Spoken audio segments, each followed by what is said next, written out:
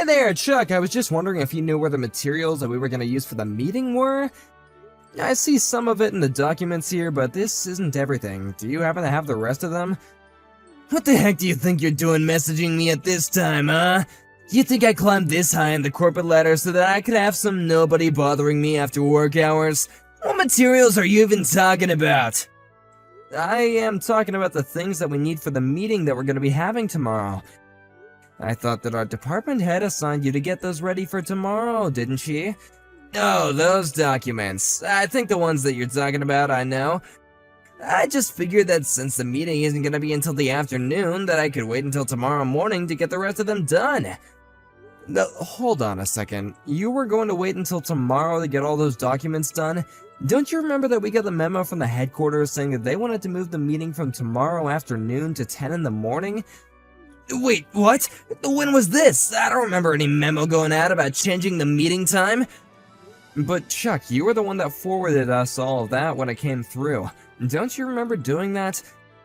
Are you kidding me? Did I really do that? I don't remember anything of the sort. But you even told us that in the same email that you were going to make the materials ahead of schedule and you were going to get them done so that we can review them before the meeting. Did I really say that? I don't have the slightest memory about any of that. Well, there was even the bit in the memo where we could respond and that we had all seen it and marked them as read as well. But is this really true? I don't remember doing any of this at all. Chuck, you seriously need to go back to the office and finish up all these documents right away? Actually, I don't think I'm gonna do that. You're my subordinate. You should do it all. Hold on a minute. You're really gonna give me all the work just because you were leaving to do them at the last minute? That's right. I'm your boss, and I have a right to distribute work as I see fit. So now it's your problem and not mine. Look, Chuck, I'm really sorry, but I've got to make materials for another meeting, so I have my hands full with that. If you're really making materials for one, then surely you should be able to handle making enough for two. That's hardly even more work for you at that point. Well, I just think that it's gonna take me a lot of time to get everything done in time. You really are a lazy guy, you know that. When I first heard that we were hiring someone with only a high school diploma, I was wondering what the higher-ups would be thinking. But now I see that my first impression of you was right. You have no idea what you're talking about at all, so let me make this very clear to you. You will do what I say when I say it. You know that you can't just treat the employees like this, right? I mean, you're not being fair at all. No, I am being more than fair right now. In fact, I'm giving you special training so that you'll become an even better employee. That is why you're gonna do the work that I give to you, and you're gonna be thankful for the opportunity to prove yourself to me. Anyways, I'm just getting home right now, so make sure you have everything done by tomorrow, got it? Chuck, wait, you can't do this.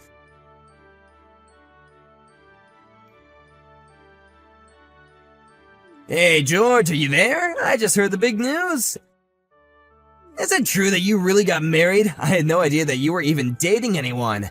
Hello, Chuck. Are you wanting to know more about my marriage?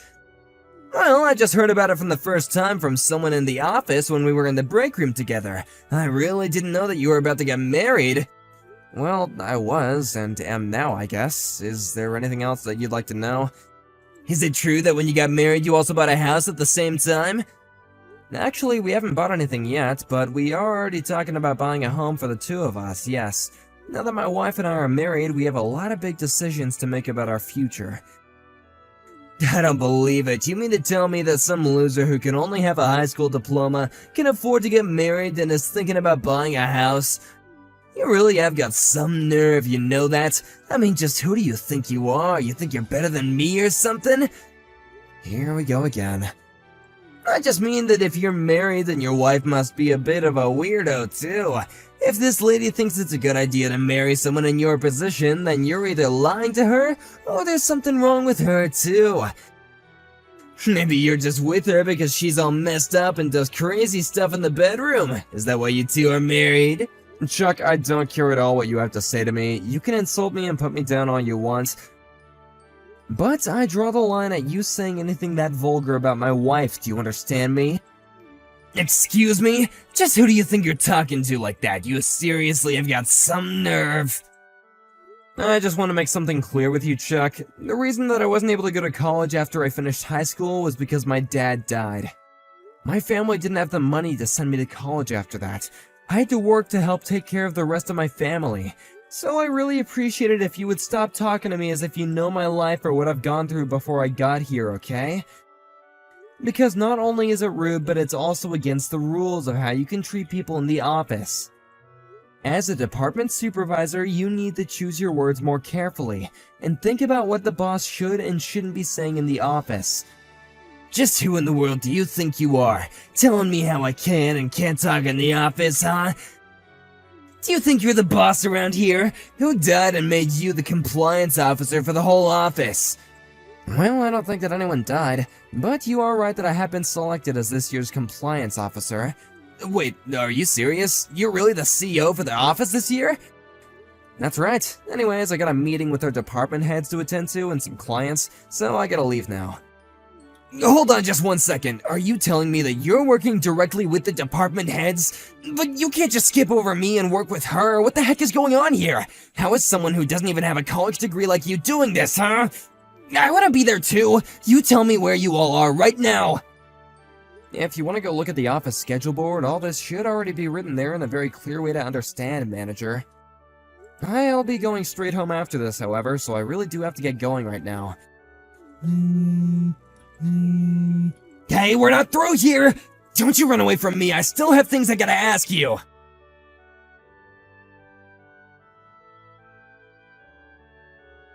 Hey there, George. I just wanted to let you know that I think you did a really great job today. It seems to me like you've been making some real great improvements ever since you started working there. Thank you so much. It really means a lot to me that you're saying that. And I certainly didn't expect to be treated to Lucy's cooking after we finished work. Well, she was really hoping to get to do that with you, actually. I told her that we were going to be working together, and then you were going home after a meeting. But when I told her, she told me to invite you over for dinner instead. She was so excited that she told me that she was going to go out right away and buy something to cook for us to dinner. Well, thank you so much for your kindness. It really does mean so much to me. Well, I'm not the one that you should be saying thanks to, you know? You're right. Please tell Lucy how grateful I am for her thinking about me like that. Tell her the dinner was delicious. Of course, I'll be sure to do that. And I'm sorry to be asking you to work a little tomorrow even though it's Saturday. You mean about seeing you off at the train station? I can do that, no problem. You wanted me to pick you up and take you over at about 8 in the morning, right? Yeah, that would be perfect. Thank you so much for that.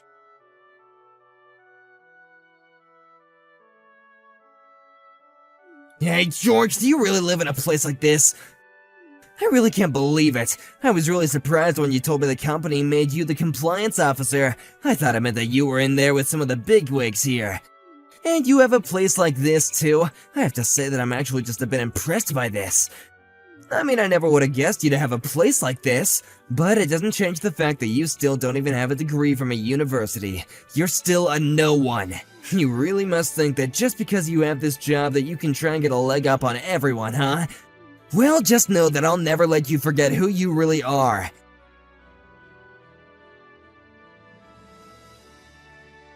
Hey there, George, I just wanted to let you know that I'm having a really great barbecue. I was gonna invite you to it as well, but I heard that you were going to be out of town doing something. Hello there, Chuck. Sorry, I'm not quite sure what you're talking about, actually. What is this about? Oh, I didn't tell ya. I was gonna be having a little barbecue party, and I was thinking of inviting you, but I guess you weren't here to be able to enjoy it. Well, yeah, I did have something to do this morning, but it's not like I'm out of town or anything like that. I'm actually already home right now. Oh man, this meat is good, and you're not gonna get to eat any of it. Okay. You enjoy that, I guess, Chuck.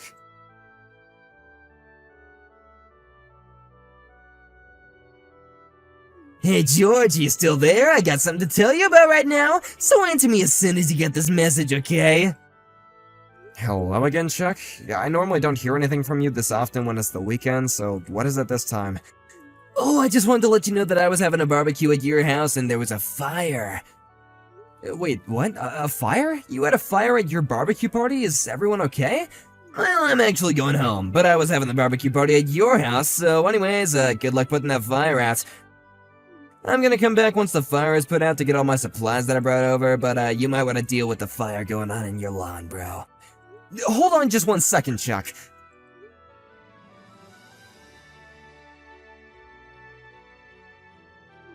Wait, you're telling me that you don't actually live in a house? Like, you live in an apartment? Yeah, I have an apartment room on the 3rd floor of my building, actually. So I'm not really sure what you mean when you say that you were having a barbecue at my house, much less my lawn. Hold on a second. What do you mean? Are you serious about all this? I am. Did you even bother calling the fire department about any of this? No, I was gonna leave it all to you, actually.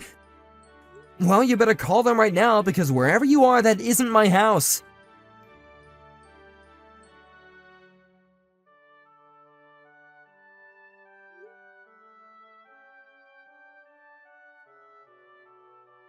No, Cecile, well, what an honor it is getting a message straight from you. It isn't every day that I hear from you.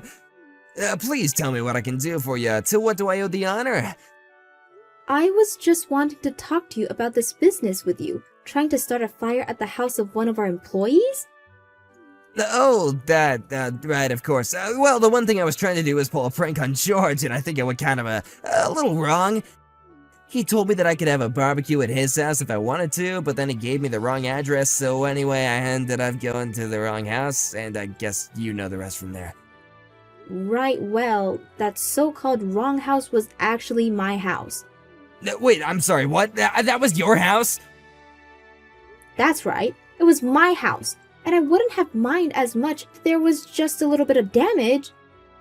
But the thing is that the fire spread to my prize-winning rose garden and completely destroyed it.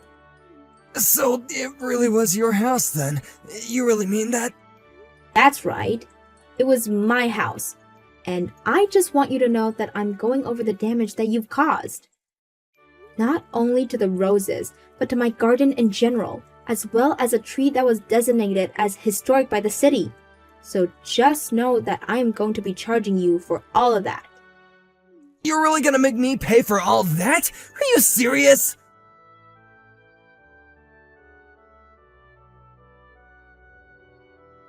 How could you do this to me? You never told me the house that you were sending me to was Cecile's. I didn't send you anything, although I did hear from one of Cecile's neighbors that they weren't able to put out the fire in time, that they did remember talking to you. They told me that you told them that you had permission from Cecile to do what you were doing. You're honestly lucky that your fire didn't end up burning the whole house down, you know that?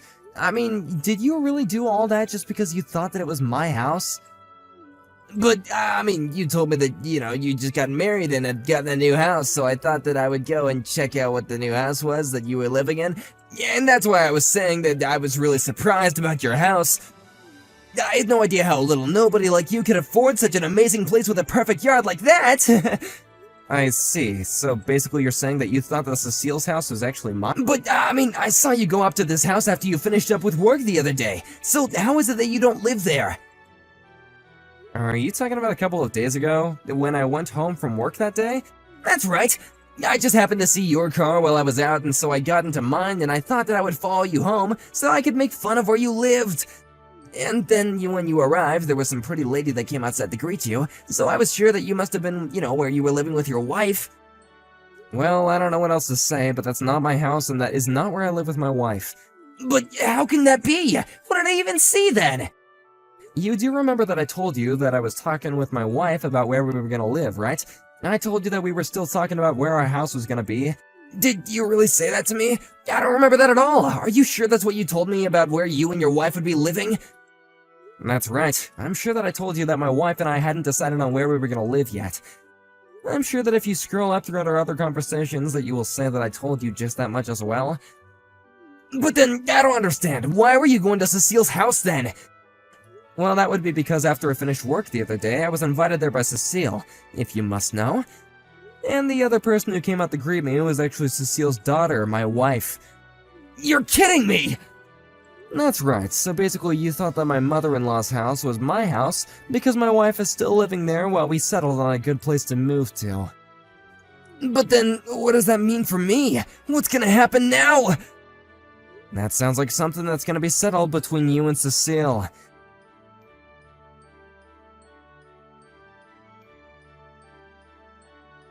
the end, Chuck was fired. Not only was his out-of-work conduct considered unacceptable, but HR acted on the many reports of his non-compliance with office rules that I made. I imagine that he was probably charged with some kind of mix of breaking and entering and arson, but I never really asked Cecile what she did after Chuck was fired. Thank you for watching. If you liked this video, please give it a thumbs up, and don't forget to subscribe to see more content like this.